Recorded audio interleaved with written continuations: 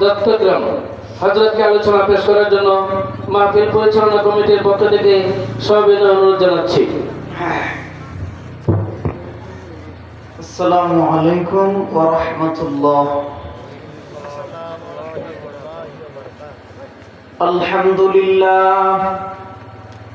আলহামদুলিল্লাহ নাহমাদুহু ওয়া নাস্তাঈনুহু ওয়া নাস্তাগফিরুহু ওয়া নু'মিনু বিহি ওয়া নাতাওয়াক্কালু আলাইহি ওয়া নাউযু বিল্লাহি মিন শুরুরি আনফুসিনা ওয়া মিন সাইয়্যাতি আ'মালিনা। من يهده الله فلا مضل له ومن يضلله فلا هادي له ونشهد أن لا إله إلا الله وحده لا شريك له ونشهد أن سيدنا وسندنا وحبيبنا ومولانا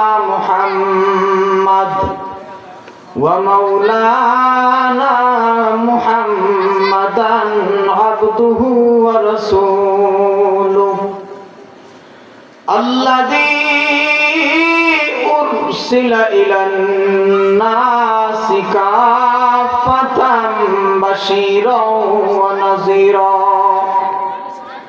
وداعيا إلى الله بإذنه وسراجا منيرا. أما بعد فأعوذ بالله من الشيطان الرجيم. بسم الله الرحمن الرحيم. يوم لا ينفع مال ولا بنون إلا من أتى الله بقلب سليم. صدق الله العظيم. اللهم صل على محمد وعلى آل محمد كما صليت على إبراهيم وعلى آل إبراهيم إنك حميد مجيد. اللهم بارك على محمد وعلى آل محمد كما باركت على إبراهيم وعلى آل إبراهيم إنك حميد مجيد. الحمد لله. ফাইসকা পূর্বপাড়া হযরত ইব্রাহিম আলাইহিস সালাম জামে মসজিদের উদ্যোগে আয়োজিত আজকের বার্ষিক ইসলামী মহাসম্মেলনের অত্যন্ত শ্রদ্ধাভাজন সভাপতি মণ্ডলী হযরত মাওলানা জালালউদ্দিন সাহেব ফাইসকা, পীরে কামেল হযরত মাওলানা ফজলুল হক সাহেব দামাত বরকাতুহুম, সহ সভাপতি মণ্ডলী, বিশেষ করে আজকের মাহফিলের প্রধান মেহমান আওলাদে রাসূল সৈয়দ ইয়াকুব আল ফারুক আল মাদানী দামাত বরকাতুহুম ভারত। সৈয়দ মানুষ এখানে আসবেন, আমরা খুশি না বেজার? এমন বুজুর্গ মানুষ এখানে আসবেন, তাদের আগমনটাই আমাদের জন্য সৌভাগ্য। বয়ান পেশ করবেন বহুত উলামায়ে কেরাম, অনেক দূর দূরান্ত থেকে মুআজ্জাজ মুহতারাম উলামায়ে কেরাম আসবেন।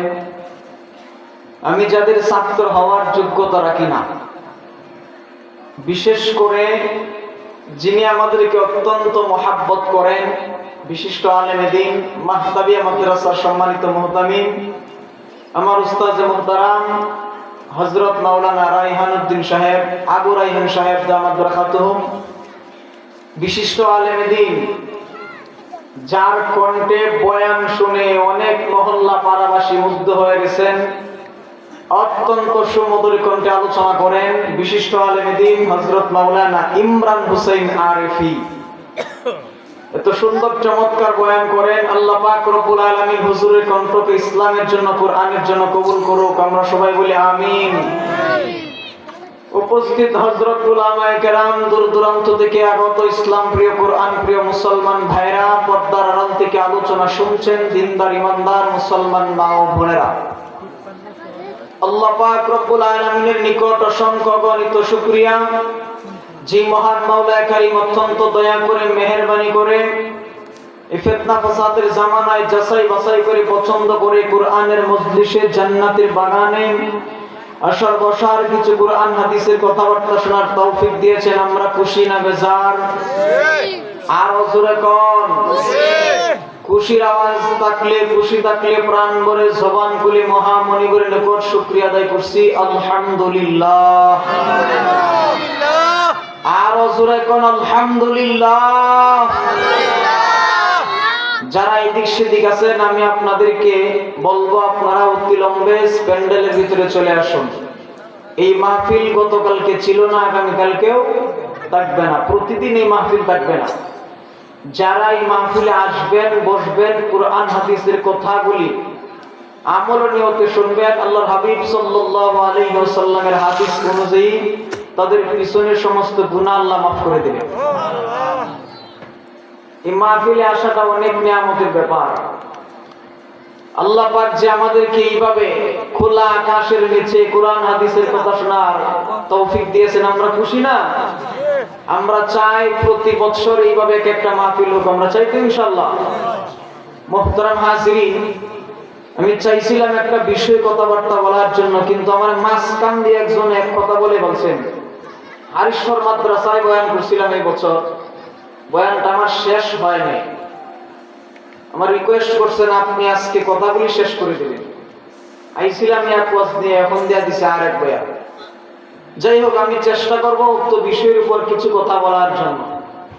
আমি যে আয়াতে কারিমা আপনাদের সামনে তেলাওয়াত করেছি, মহান রব্বুল আলামিন এই আয়াতে কারিমায় বলেন, ইয়াউমা লা ইয়ানফাউ মালু ওয়ালা বানুন ইল্লা মান আতাল্লাহা বিকলবিন সালিম। সেদিন তোমার টাকা পয়সা, ধন দৌলত যা কিছু আছে, কিছু আমি আল্লাহর কাছে কাজে আসবে না। মাহশরের মাঠে কাজে আসবে তোমার প্রশান্তিময় স্পেশাল একটা আত্মা, যে আত্মায় কোন ভেজাল নাই, তাকাব্বুরি নাই, হিংসা নাই, অহংকারী নেই। অহংকার মুক্ত, তাকাব্বুরি মুক্ত, ভেজাল মুক্ত একটা আত্মা আল্লাহর কাছে দামি হবে। স্পেশাল একটা আত্মা অর্জন করতে আমরা রাজি আছি ইনশাআল্লাহ। যারা অন্তরে অহংকার করে, হিংসা করে, তাদের কি পরিণতি? আজকে একটা ঘটনা শুনবেন। সুলাইমান আলাইহিস সালাতু ওয়াস সালাম সামান্য একটু অহংকার করার কারণে আল্লাহ পাক বাদশা সুলাইমানকে কত নিচে নামাইছিলেন। আজকে আমাদের কিছু টাকার মালিক হয়ে গেলে বান্দা পার জমিনে পড়ে না, রাস্তা দিয়ে হাঁটে, সালাম আমি দিতাম কেন, আমারে দেও। ঠিক কথা ঠিক না বেটি? সালাম আমি দিতাম কেন, আমারে দেও। অহংকার আছে না নাই? এইবার দেখেন অহংকারী রূপটা কেমন ভয়ঙ্কর। একজন মানুষ যদি তাকাব্বুরি করে, অহংকারী করে, আল্লাহ পাক এই অহংকারের পরিণতি হিসেবে কি দান করেন? সামনে রমজান মাস, সবে কদরের রাত্রি আল্লাহ সবার গুনাহ মাফ করেন না। অহংকারী যারা থাকবে, হিংসুক যারা থাকবে, এদের গুনাহ আল্লাহ মাফ করবেন না, সবার গুনাহ মাফ করবেন। এই জন্যই অহংকার দূর করার দরকার আছে না নাই? এইবার চিন্তা করেন, আল্লাহ পাক বলছেন স্পেশাল একটা আত্মা আল্লাহর কাছে দামি হবে। স্পেশাল আত্মা আমরা অর্জন করব তো ইনশাআল্লাহ। বাদশা সুলাইমান আলাইহিস সালাম অল্প একটু অহংকার করার কারণে আল্লাহ পাক বাদশা সুলাইমানকে কত নিচে নামাইছিলেন দেখেন। মুসলমান ইমানদার ভাইরা আমার, তাম পৃথিবীর বাদশা সুলাইমান আলাইহিস সালাম, আল্লাহ পাক রব্বুল আলামিন বাদশা সুলাইমান আলাইহিস সালামকে তাম পৃথিবীর বাদশাহী দান করেছিলেন। উনি শুধু বাদশা না, আল্লাহ পাক রব্বুল আলামিন বাদশা সুলাইমান আলাইহিস সালামকে তাম পৃথিবীর বাদশাহী দান করেছিলেন এবং নবুয়ত দান করেছিলেন। বাদশা সুলাইমান আলাইহিস সালাম শুধু বাদশা না, বাদশা প্লাস নবী। আল্লাহ পাক রব্বুল আলামিন বাদশা সুলাইমান আলাইহিস সালামকে বাদশাহী দান করেছেন, নবুয়ত দান করেছেন। तमाम পৃথিবীতে আল্লাহ পাক রব্বুল আলামিন চারজন মানুষের হাতে तमाम পৃথিবীর বাদশাহী দান করেছিলেন। চারজন মানুষের হাতে মহান আল্লাহ পাক রব্বুল আলামিন तमाम পৃথিবীর বাদশাহী দান করেছেন চারজন মানুষের হাতে। এই চারজনের মধ্যে দুইজন ঈমানদার আর দুইজন হচ্ছে বেঈমান। দুইজন ঈমানদারদেরকে আল্লাহ পাক तमाम পৃথিবীর বাদশাহী দান করেছেন, আর দুইজন বেঈমানকে আল্লাহ পাক রব্বুল আলামিন तमाम পৃথিবীর বাদশাহী দান করেছেন। বেঈমানের মধ্যে দুইজন, একজন হচ্ছে বুখতানসার আর একজন বাদশা নমরুদ। এই দুইজন বাদশাকে আল্লাহ পাক तमाम পৃথিবীর বাদশাহী দিয়েছিলেন। আর ঈমানদারের মধ্যে দুইজন, একজন হচ্ছে যুলকারনাইন আর একজন বাদশা সুলাইমান আলাইহিস সালাম। বাদশা সুলাইমান আলাইহিস সালামকে আল্লাহ পাক तमाम পৃথিবীর বাদশাহী দান করেছিলেন, কিন্তু অল্প একটু অহংকারের ছোঁয়া লাগার কারণে আল্লাহ পাক রব্বুল আলামিন বাদশা সুলাইমান আলাইহিস সালামকে কত নিচে নামাইছিলেন সামান্য একটু অহংকার করার কারণে। আল্লাহ পাক রব্বুল আলামিন এই জন্য বুঝায় দিলেন, বান্দা সাবধান, জমিনে যে হাঁটবা ওয়া ইবাদুর রহমানিল্লাযিনা ইয়ামশুনা আলাল আরদি হাওনা। রে দুনিয়ার ইমানদার, রহমানের বান্দা যারা হইবা, জমিনে হাঁটবা খুব নম্র অবস্থায়, ভদ্র অবস্থায়। হিংসা যেন তোমার অন্তরে না থাকে, তাকাব্বুরি যেন তোমার অন্তরে না থাকে। আল্লাহ পাক রব্বুল আলামিন বাদশা সুলাইমান আলাইহিস সালামকে तमाम পৃথিবীর বাদশাহী দিয়েছিলেন। অল্প একটু অহংকার করার কারণে আল্লাহ পাক বাদশা সুলাইমানকে কত নিচে নামাইছিলেন। বাদশা সুলাইমান আলাইহিস সালাম तमाम পৃথিবীর বাদশা এবং নবী। উনি যখন বিবাহের উপযুক্ত হইলেন, হঠাৎ করে একদিন বাদশা সুলাইমান আলাইহিস সালাম তার সমস্ত মন্ত্রী পরিষদরে ডাক দিলেন। বাদশা সুলাইমান আলাইহিস সালাম তার সমস্ত মন্ত্রী পরিষদরে ডাক দিয়া বলছেন, রে মন্ত্রী পরিষদ, तमाम পৃথিবীর বাদশা আমি বিবাহ করতে চাই, আমার জন্য পাত্রী সন্ধান করো। মন্ত্রী পরিষদ আশ্চর্য হয়ে জিজ্ঞাসা করছেন, বাদশা কেমন মেয়েকে আপনি বিবাহ করবেন? আপনি तमाम পৃথিবীর বাদশা, तमाम পৃথিবীর বাদশা প্লাস নবী, আপনি তো বাদশা এবং নবী, কেমন মেয়েকে আপনি বিবাহ করবেন? বাদশা সুলাইমান আলাইহিস সালাম ওপেন করে দিয়েছেন 4 গুণ। যেই মহিলার ভিতরে 4 গুণ থাকবে, আমি বাদশা সুলাইমান তারে বিবাহ করব। বলেন কয় গুণ? 4 গুণ। আমার বয়ানের একটা অভ্যাস, আমি প্রশ্ন করলে উত্তর যদি না দেন তে কিন্তু আমার ভালো লাগে না। বুঝে থাকলে বলুন কয় গুণ? ঠিক আছে।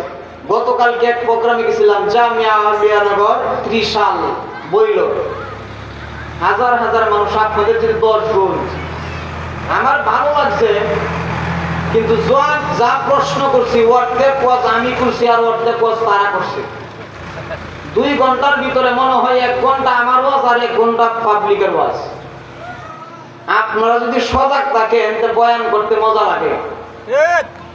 আসলে তো আমরা বুঝি না, ছোট ছোট কিছু আমল আছে, সুবহানাল্লাহ, আলহামদুলিল্লাহ, এগুলোর যে কি নিয়ামত, কি ফজিলত।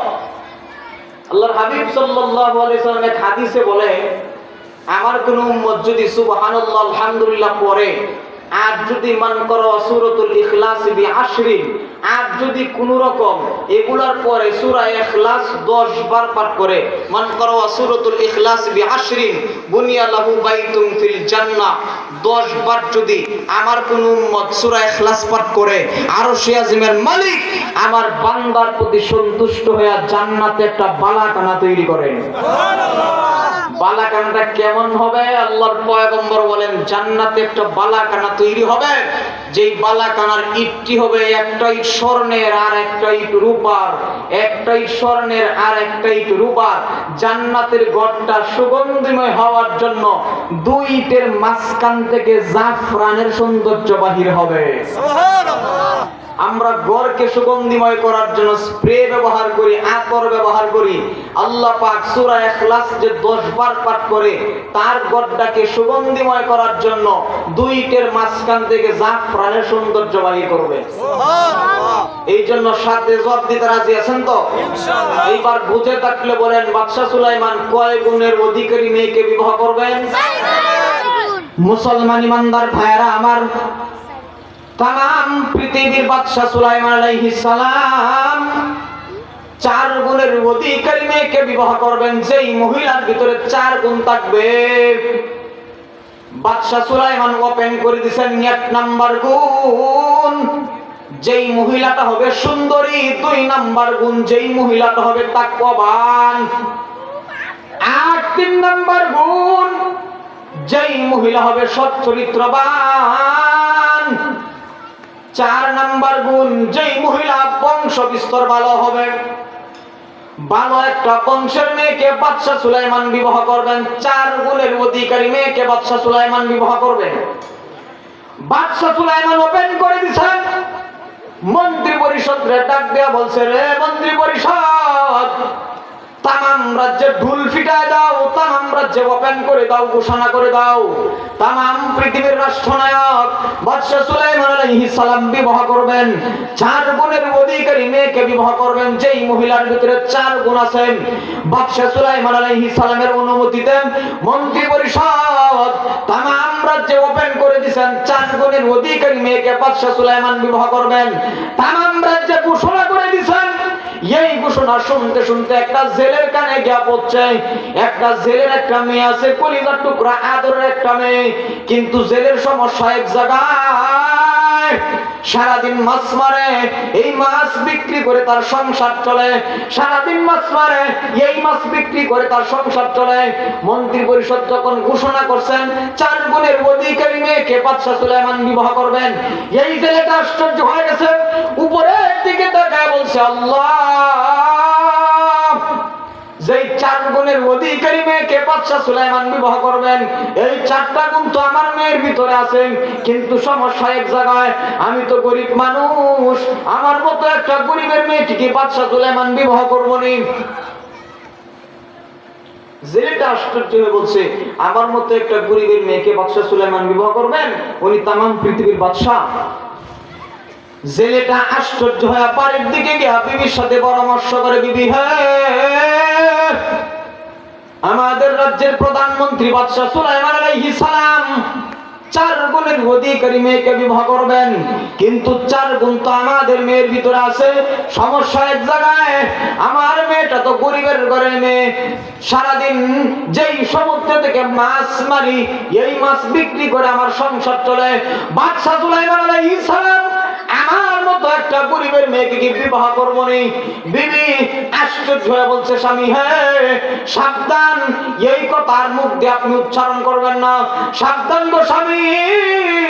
তামাম পৃথিবীর বাদশা সুলাইমান আলাইহিস সালাম আমাদের মতো গরিবের মেয়েকে বিবাহ করবে না, এটা কুশ্চিন কালেও হতে পারে না। স্বামী স্ত্রী যখন বলাবলি শুরু করে, মেয়েটা মাঝখান দিয়া তার কলিজার টুকরা মেয়েটা কথাগুলি শুনছে।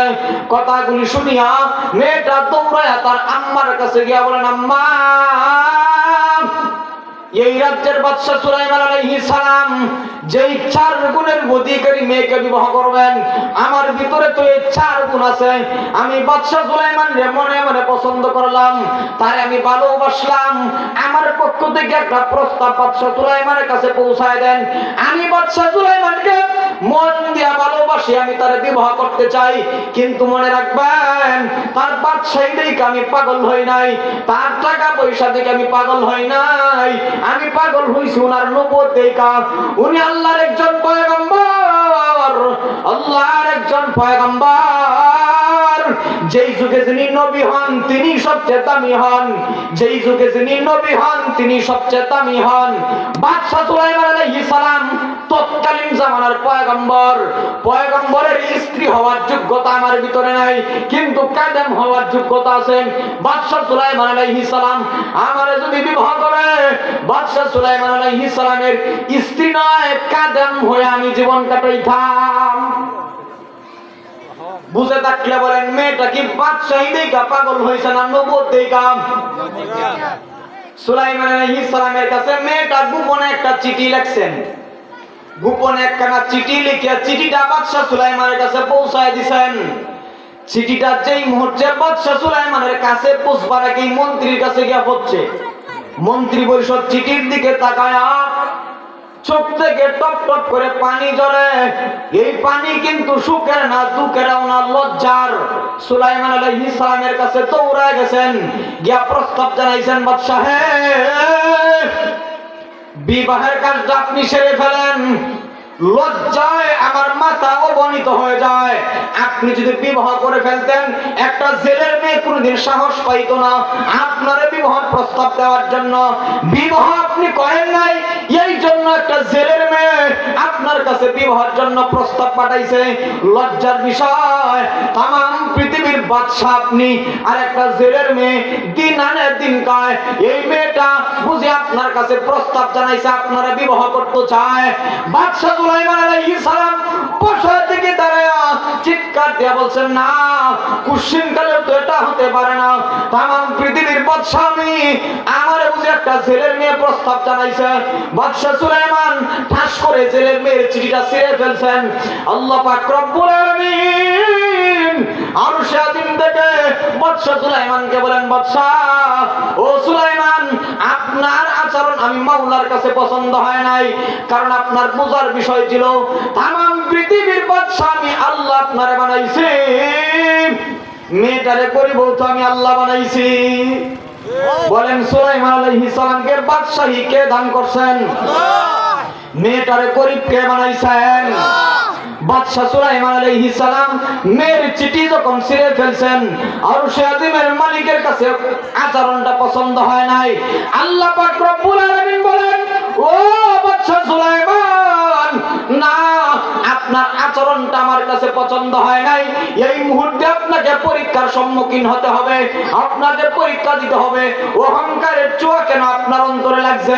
আল্লাহ বলেন, না, ইয়াউমা লা ইয়ানফাউ মালু ওয়ালা বানুন ইল্লা মান আতাল্লাহা বিকলবিন সালিম। আল্লাহ বলেন, রে বান্দা, বাদশাহী আছে, এই বাদশাহী আমি আল্লাহর কাছে কাজে আসবে না।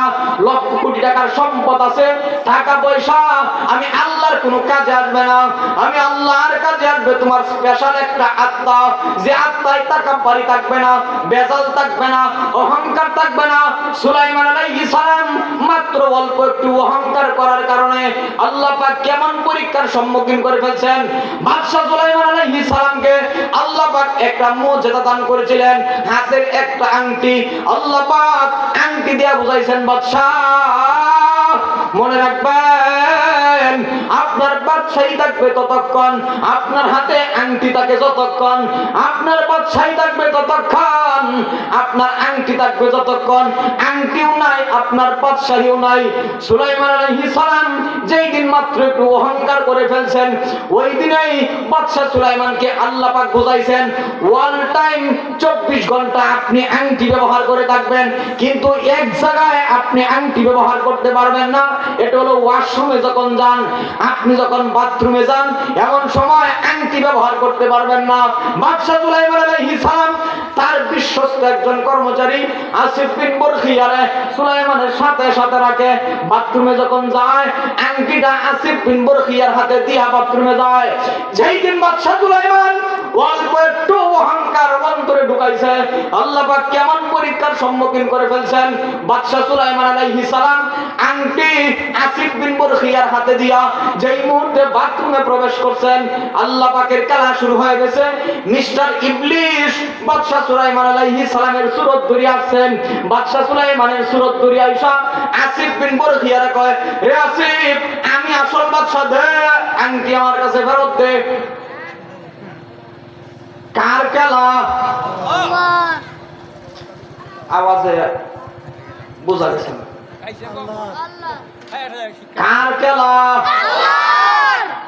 আওয়াজ যে ভাই দিন বোঝা যাইতেছে আমরা রোজা রাখছো, রোজার দিনও তো এইভাবে আওয়াজ হয় না। মুসলমান ইমানদার ভাইরা আমার, বাদশাহ সুলাইমান আলাইহিস সালাম বাথরুমে আসিফ বিন বরখিয়ার কাছে শয়তান সুলাইমানের সুরত দূরে গেছেন, গিয়া বলছে আসিফ রে দে, আমি এই রাজ্যের আসল বাদশাহ, আমার হাতে আংটি ফেরত দে। আসিফ বিন বরখিয়া আসল বাদশাহ মনে করে হাতের আংটি খুলিয়া শয়তানের হাতে বুঝাই দিছেন। শয়তান বা আংটি হাতে নেওয়ার সাথে সাথে বাদশাহ হয়ে গেছেন। আবার শয়তান বাদশাহীর চেয়ারে বসিয়া আসিফ বিন বরখিয়ারে বুঝাই গেছে, রে আসিফ সাবধান, এই রাজ্যে নকল সুলাইমান ঢুকছে, কিছুক্ষণ পরে তোমার কাছে নকল সুলাইমান ঢুকবো, সাবধান।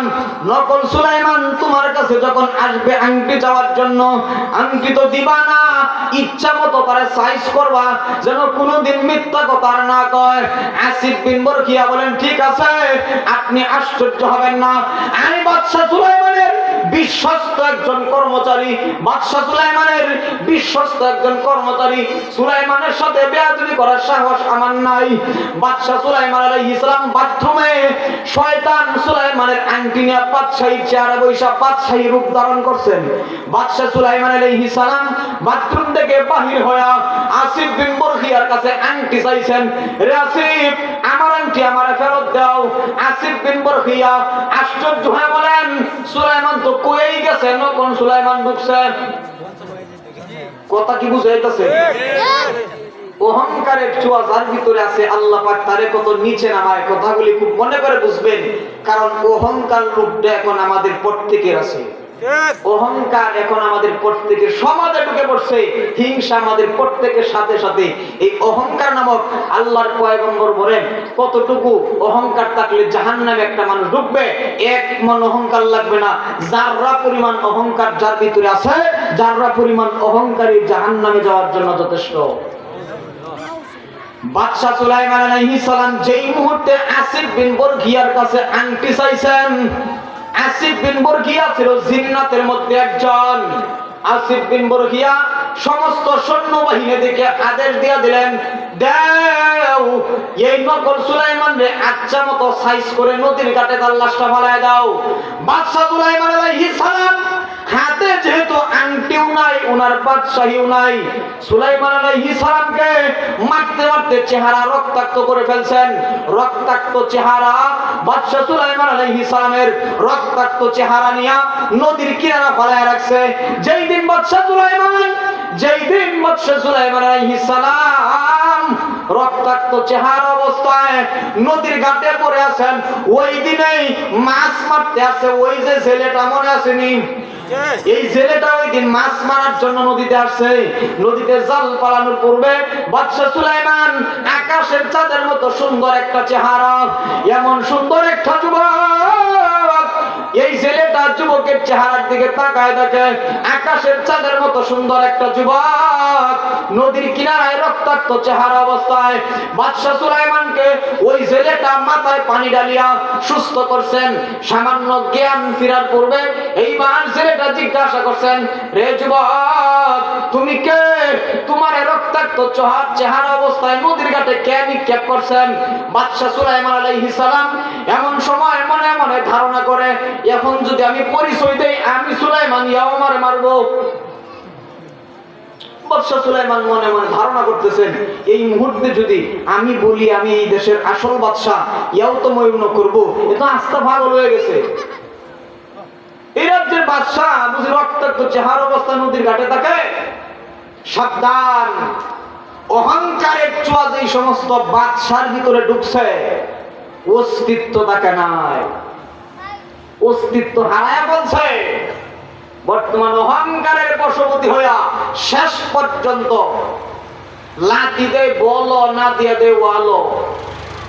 অহংকারের বশবর্তী হয়ে যদি ইসলামের বিরুদ্ধে কোনো বাদশা আসে, অস্তিত্ব থাকে না, আপনার বাদশাহী থাকবে। সাবধান, অহংকারের বশবর্তী হইয়া আপনি ইসলামের বিরুদ্ধে লাগবেন না, আলেম ওলামার বিরুদ্ধে লাগবেন না। কারণ আলেমদের বিরুদ্ধে যারাই লাগছে সূরের মতো বানাইতে বাধ্য হইছে। আল্লাহ বলছেন, ইন্নামা ইয়াখশাল্লাহা মিন ইবাদিহিল উলামা। এই পৃথিবীতে সবচাইতে বেশি ভয় আলেমরা করে। আর আলেমদের সাথে যারা যুদ্ধ ঘোষণা করে এরা আমি আল্লাহর সাথে যুদ্ধ ঘোষণা করে। আল্লাহর সাথে যুদ্ধ ঘোষণা করার মতো ক্ষমতা কারো বেটার আছে? মুসলমান ভাইয়ের আমার, সাবধান, অহংকার অন্তরে রাখবেন না। বাদশাহ সুলাইমান আলাইহিস সালামকে জেলেটা বলছেন, বাবা এত সুন্দর একটা চেহারা তোমার আমি কেমনে নদীর ঘাটে রাখি, যাও তোমার আমি বাড়িতে নিয়ে যাই। বাদশাহ সুলাইমানের কাছে পরিচয় চাইছেন, তুমি কে? বাদশাহ সুলাইমান ভাবছেন এই মুহূর্তে মিথ্যাও বলা যাবে না, সত্য কইলেও মারবো। হিকমতের সাথে বলছেন, ভাইজান আমার পরিচয়টা আমি মনে মনে ধারণ করতে পারতেছি না, আমি বাড়িতে যাই, একটু সুস্থ হওয়ার পরে বিশ্রামের পরে দেখি আমি কে হুঁশটা ফিরে আসবে। বাদশাহ সুলাইমান আলাইহিস সালামকে যেই দিন জেলেটা তার বাড়িতে নিছে, বাদশাহ সুলাইমান তো একজন পয়গম্বর, আর একজন পয়গম্বরের সাথে আল্লাহর রহমত 24 ঘন্টা। বাদশাহ সুলাইমান আলাইহিস সালাম জেলের বাড়িতে যাইতে দেরি, জেলের ঘরে আল্লাহর রহমত ভরপুর হইতে দেরি হয় না। এমন রহমত শুরু হয়ে গেছে বাদশাহ সুলাইমান আলাইহিস সালামের বরকতে জেলেটা অল্প দিনে বড়লোক হয়ে গেছে। সুবহানাল্লাহ বলবেন না? ছিল গরিব, সারাদিন মাছ মারে, যে মাছ বিক্রি করে সংসার চলে, বাদশাহ সুলাইমানের বরকতে অল্প দিনে বড়লোক হয়ে গেছে। অল্প দিন বড়লোক হওয়ার পরে বাদশাহ সুলাইমান আলাইহিস সালাম কর্মচারীর বেশে, জেলেটা মনে মনে ভাবে এখন আমার একজন কর্মচারী প্রয়োজন, এত বিশাল সম্পত্তি আমার, আমি একা হিসাব রাখতে পারি না। বাদশাহ সুলাইমানকে প্রস্তাব দিছে, তুমি তো বাড়িও নাই ঘরও নাই, আমি একটা প্রস্তাব দিতাম, আমার বাড়ির কর্মচারী হয়ে থাকবা। তামাম পৃথিবীর বাদশাহ এবং পয়গম্বর। মুসলমান ভাইরা আমার, একজন বাদশাকে যদি আল্লাহ অহংকার করার কারণে এত বড় শাস্তি দুনিয়াতে দেন, তুমি আমি একজন পয়গম্বর, তুমি আমি অহংকার করিয়া কবরে গেলে কি অবস্থা হবে? একজন মানুষের যদি বডিতে অসুস্থ হয় চিকিৎসা করেনি, অথচ একজন মানুষ যদি অসুস্থ বডি নিয়ে কবরে যায় তার কোনো সমস্যা নাই। বডি সুস্থ থাকলেও মাটি খেয়ে ফেলবে, অসুস্থ থাকলেও মাটি খেয়ে ফেলবে। পক্ষান্তরে কোন আল্লাহর বান্দা যদি অসুস্থ আত্মা নিয়ে কবরে যায় তার কিন্তু রেহাই থাকবে না। অসুস্থ আত্মা নামাজ পড়তে ভালো লাগে না, রোজা রাখতে ভালো লাগে না। এই যে আত্মায় অসুস্থ হয়েছে, আত্মার সুস্থতার জন্য কয়দিন রায়হান সাহেব হুজুরের কাছে গিয়া বলছেন, কয়দিন ইমরান সাহেব হুজুরের কাছে গিয়া বলছেন, হুজুর আমার আত্মায় অসুস্থ, চিকিৎসা দেন, কেমনে ভালো হইব? গেছেন কোনদিন? অথচ আজকে যদি বডিতে অসুস্থ হয়, আগামীকালকে ঢাকা যাইবেন হাজার হাজার টাকা নিয়া। রে দুনিয়ার উম্মতের দল, বাদশাহ সুলাইমান আলাইহিস সালাম কর্মচারী বেশে এক রিওয়ায়াতে 1 বছর আর এক রিওয়ায়াতে 6 মাস, 1 বছর পর্যন্ত বাদশাহ সুলাইমান আলাইহিস সালাম অল্প একটু অহংকার করার কারণে এই জেলের বাড়িতে 1 বছর পর্যন্ত কর্মচারী বেশে কাটাইছেন। কয় বছর? 1 বছর। 1 বছর পর্যন্ত বাদশাহ সুলাইমান আলাইহিস সালাম কর্মচারী বেশে জেলের বাড়িতে কাটাইছেন।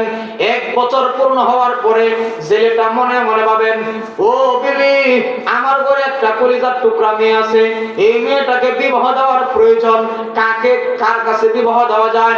হঠাৎ করে এই ছেলেটার মনে মনে একটা ধারণা ঢুকছে, আমার রাজ্যে, আমাদের রাজ্যে যেমন সচ্চরিত্রবান যুবক আমরা কোথায় পাইব?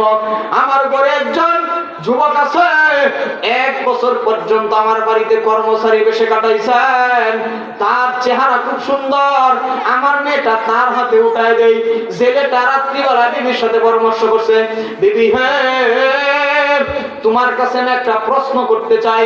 বিবি জিজ্ঞাসা করছেন, কি প্রশ্ন? জেলেটা বলছেন, বিবি হে, আমার বাড়িতে 1 বছর পর্যন্ত যেই যুবক 1 বছর পর্যন্ত কর্মচারী বেশে থাকলেন, এই যুবকের চরিত্র কেমন? বিবি চিৎকার দিয়ে বলছেন, স্বামী হ্যাঁ, খোদার কসম, আসমানের নিচে জমিনের উপরে তার চাইতে চরিত্রবান গোলাম আর একটাও নাই।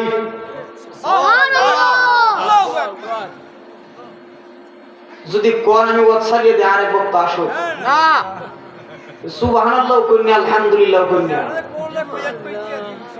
মুসলমান ইমানদার ভাইরা আমার, বাদশাহ সুলাইমানের পক্ষে একজন বিবি সার্টিফিকেট দিবেন বাদশাহ সুলাইমান সচ্চরিত্র একটা যুবক। সুবহানাল্লাহ। এইবার বিবিটা জিজ্ঞাসা করছে, যুবকটা খুবই ভালো। ছেলেটা মনে মনে কয়, তা আমি কইছিলাম আমার মেয়ের কলিজার টুকরা মেয়েটা তার হাতে উঠাই দিতাম। মেয়ে কয়, বিবি কয়, না, কর্মচারীর হাত আমরা মেয়েটা উঠাই দিতাম। দেখবেন মহিলাদের অহংকার বেশি, ঠিক না? যেই সমস্ত মা বোনেরা অহংকার করেন, পরিষ্কার শুনে রাখেন, আল্লাহ প্রদত্ত সৌন্দর্য থাকবে না। যেই অহংকারে বশবর্তী হয়ে আপনি বসে আছেন, যেই বাড়িতে নববধূর সাজে ঢুকছেন, দিন সপ্তাহ মাস আর বৎসরের ব্যবধানে সেই বাড়ি থেকে সাদা কাপড়ের প্যাকেট হয়ে আপনি বাহির হবেন। কিসের আপনার তাকাব্বুরি আর অহংকারী? বাদশাহ সুলাইমান আলাইহিস সালাম যখন বিবাহের জন্য রাজি হয়ে গেলেন, এইবার ছেলেটা বিবি যখন নিষেধ করছেন, ছেলেটা বলছে, বিবি হয়ে রাজি হয়ে যাও। তামাম পৃথিবীর বাদশাহ সুলাইমান আলাইহিস সালাম যেই 4 প্রকার গুণ নারীকে বিবাহ করবেন, সেই বাদশাহ সুলাইমান তো নাই, আমাদের মেয়েটা তার হাতে উঠে দেই। ছেলেটা জিজ্ঞাসা করছে, সুলাইমান, তোমার কাছে একটা প্রস্তাব দিতাম। যে কি প্রস্তাব? যে আমার ঘরে একটা মেয়ে আছে। এর আগে জিজ্ঞাসা করছেন, বাদশাহ, এ যুবক, 1 বছর পর্যন্ত আমার বাড়িতে তুমি কাটাইছো, বলো তো আমার বাড়ির সদস্য কয়জন? বাদশাহ সুলাইমান বললেন, আপনার ঘরের সদস্য 3 জন। কে কে? যে আপনি, আপনার বিবি আর আমি। সুবহানাল্লাহ বলবেন না? 1 বছর পর্যন্ত বাড়িতে থাকার পরে একটা মেয়ে আছে, বাদশাহ সুলাইমান মেয়েটার ছায়া পর্যন্ত দেখে নাই। কেমন পর্দার ভিতরে থাকার পরে 1 বছর পর্যন্ত থাকার পরে মেয়ের ছায়া পর্যন্ত দেখে নাই। বাদশাহ সুলাইমান রাজি হয়ে গেলেন বিবাহ।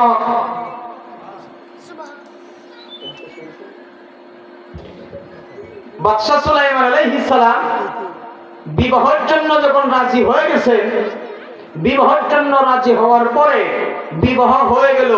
বিবাহ হইয়া বাদশাহ সুলাইমান আলাইহিস সালাম এবং তার শ্বশুর জেলেটা একসাথে মাছ মারার জন্য নদীর ঘাটে গেছে। যেই দিন মাছ মারার জন্য নদীর ঘাটে গেছে, ওই দিন আসিফ বিন বরখিয়া 1 বছর পরে নজর ঘুরায় দেখে বাদশাহীর চেয়ারে সুলাইমান না ইবলিশ। আসিফ বিন বরখিয়া আশ্চর্য হয়ে বাদশাহ সুলাইমান আসল বাদশারে পূজা শুরু করছে, নকল বাদশারে তাড়ায় দিয়েছেন। শয়তান নদীর ঘাট দিয়া দৌড়ায়, নদীর পার দিয়া দৌড়ায়। মনে মনে ধারণা করছেন, না, আমার হাতে বাদশাহী যে মুজিজা নামক আংটি আছে, আংটি নদীতে নিক্ষেপ করে দেই, আর না হয় আসল বাদশাহ আংটি হয় আবার নতুন করে বাদশাহীর চেয়ারে বসবেন। যেই মুহূর্তে এই নকল সুলাইমান ইবলিশ ঢিল দিয়ে আংটিটা নদীতে ফেলাইছে, নদীর একটা মাছ আংটিটা খানা মনে করে খায়া ফেলছে। সুবহানাল্লাহ। মুজিজা নামক আংটি যেই মুহূর্তে মাছ খাইছে, এই মাছ কেমন দামি হয়ে গেছে, তামাম সমুদ্রে এই মাছ যেই দিক দিয়ে যায়, নদীর সমস্ত মাছ তার পিছন দিক দিয়ে যায়। এই মাছ যেই দিক দিয়ে যায়, নদীর সমস্ত মাছ তার দিক দিয়ে যায়। সুবহানাল্লাহ। শেষ করেন। আরে কিটা শেষ করেন। শেষ করুন। ভাই আর 5 মিনিটে শেষ করতেছি। মুসলমান ইমানদার ভাইরা আমার, এই মাছ যেই মুহূর্তে অনেক বড় বড় উলামা একরাম আছে, মুসলমান ইমানদার ভাইরা আমার, যেই মুহূর্তে মাছটা মুজিজা নামক আংটি খাইছে, এই মাছ যেই দিক দিয়া যায়, নদীর সমস্ত মাছ তার দিক দিয়া যায়। দৌড়া যাইতে যাইতে মাছ সমস্ত মাছ দিয়ে একটা কিনারায় হাজির হয়েছে। ওই দিন এই বাদশাহ সুলাইমান এবং জেলে একসাথে মাছ মারার জন্য আসছেন। জেলেটা জবাব দিছে, ও যুবক, এতদিন পর্যন্ত ছিল আমার বাড়ির কর্মচারী, আজকে তো আমার মেয়ের জামাই, নেও বিসমিল্লাহ বলে সর্বপ্রথম জালটা তুমি ফালাও। বাদশাহ সুলাইমান আলাইহিস সালাম বিসমিল্লাহ বলে জাল যেই মুহূর্তে নদীতে নিক্ষেপ করছেন, যে মাছটা আংটি খাইছিল, এই মাছ সমস্ত মাছ জালে উঠছে। মুফাসসিরিন কেরাম লেখেন, ওই দিন 70 নৌকা মাছ জেলেটা মারছে। জেলেটা চিৎকার দিয়ে বলে, এত বরকতি মানুষ আমি সাথে নিয়ে ঘুরি, এমন জানলে আরো আগে মেয়ে বিবাহ দিতাম। সুবহানাল্লাহ। বাদশাহ সুলাইমান আলাইহিস সালাম মাছ মারার পরে সোনালী রঙের একটা মাছ দেইগা ছেলেটা মনে মনে ভাবছে আজকে আমার বিবি আমার মেয়েটার স্বামী স্ত্রী প্রথম রাত্রি এই মাছটা আমার মেয়েটারে দিয়া বলবো মা এই মাছটা কাটিয়ে তোমার জামাইরা খাওয়ায় দাও। মাছটা যেই মুহূর্তে মেয়ের হাতে দিছে মেয়ে মাছ কাটতেই দেখে মাছের ভিতরে মৌজেদা নামক সোনালী রঙের একটা আংটি। মেয়েটা আংটি পায়া খুশি হইয়া শুকরিয়া আদায় করছে, আলহামদুলিল্লাহ আল্লাহ এই মুহূর্তে আজকে স্বামী স্ত্রী প্রথম রাত্রি আমার স্বামীর আমি কি উপহার দেব, এই আংটিটা আজকে আমার স্বামীর উপহার দিয়ে দেব। বাদশাহ সুলাইমান আলাইহিস সালাম আইবা রাত্রিবেলায় ঘুমানোর পূর্বে বিবিরে জিজ্ঞাসা করছে, বিবি তোমারে কিছু প্রশ্ন করতে চাই, যে কি 1 বছর পর্যন্ত তোমার বাড়ির কর্মচারী বেশে আমি থাকলাম, আজকে আমি তোমার জামাই, আচ্ছা বলো তো আমার পূর্বে তুমি কি কাউকে ভালোবাসতা? মেয়েটা একটা চিৎকার দেয়া বলছেন, স্বামী হ্যাঁ মিথ্যা কথা বলবো না, খোদার কসম আপনার পূর্বে আমি একজনকে ভালোবাসতাম। বাদশাহ সুলাইমান জিজ্ঞাসা করছেন, কারে তুমি ভালোবাসতা, কারে তুমি ভালোবাসতাম? মেয়েটা জবাব দিছেন, স্বামী আমার আমি এই রাজ্যের বাদশাহ সুলাইমান রে মনে প্রাণে ভালোবাসতাম। বাদশাহ সুলাইমান অবাক হয়ে শুয়া থেকে দাঁড়ায় গেছেন, রে বিবি কি বলো, এই রাজ্যের বাদশাহ সুলাইমান রে তুমি পছন্দ করতাম, তারে কি প্রস্তাব দাও নাই? এইবার মেয়েটা জবাব দিছেন, স্বামী আমার বাদশাহ সুলাইমান রে আমি খুব পছন্দ করতাম, তার কাছে একটা প্রস্তাবও আমি দিয়েছিলাম, কিন্তু আমার চিঠি বাদশাহ সুলাইমান ছিঁড়ে ফেলছেন। বাদশাহ সুলাইমান বলছেন, যেই দিন তোমার চিঠি ছিঁড়ে ফেলছেন ওই দিন কি তোমার অন্তরে কষ্ট যায় নাই? মেয়েটা এবার উপরের দিকে হাত উঠা বলেন, ও স্বামী যেই দিন আমার চিঠি বাদশাহ সুলাইমান ছিঁড়ে ফেলছেন ওই দিন আমি একটা দোয়া করছিলাম আল্লাহর কাছে, ও আরশের মালিক তামাম পৃথিবীর বাদশাহ সুলাইমানকে বাদশাহী আপনি দান করেছেন, আমারে গরীব আপনি বানাইছেন, আমি তোমার কাছে দোয়া করে দিলাম অহংকার করার কারণে এমন একদিন যেন আসে বাদশাহ সুলাইমান রে আমার বাড়ির কর্মচারী বানায়া আমারে বাদশাহ সুলাইমানের বিবি বানায়া দিও। কিন্তু দোয়া তো আল্লাহর কাছে কবুল হয় নাই। বাদশা সুলাইমান চিৎকার দিয়া বলেন, রে বিবি তোমার দোয়া আল্লাহর কাছে কবুল হয়ে গেছে। কই কেমনে বুঝলেন? কই এটা বলা যাবে না। এইবার বিবি আংটিটা বাদশা সুলাইমানের হাতে তুলে দিয়ে বলছেন, স্বামী আমার নেন মৌজাদা নামক একটা আংটি আমি আপনার হাতে দিলাম। বাদশা সুলাইমান আংটি ভয়াই রাজ হয়ে গেছেন, আংটি হাতে দিয়ে তার চেহারা পাল্টে একবারে রাজাকার চেহারা হয়ে গেছে। আমি এটা বলছি আজীব ব্যাপার, আপনি 1 বছর পর্যন্ত কর্মচারী হয়ে আমার বাড়িতে থাকলেন, আংটি হাতে পরার পরে তো বাদশা কেমনে হয়েছে? বাদশা সুলাইমান আলাইহিস সালাম বলেন, এখন সত্য কথাটা কই, আমি তামাম পৃথিবীর বাদশা, প্রস্তাবটা তুমি আমার কাছে দিয়েছিলা, অহংকার করার কারণে, অসামান্য একটু অহংকার করার কারণে আল্লাহ পাক আমারে বাদশাহী থেকে কর্মচারীতে নামাইছেন। ও মা আলাইনা ইল্লাল বালাগ। জাযাকুমুল্লাহ খাইরান জাযা, বারাকাল্লাহু ফি হায়াতি।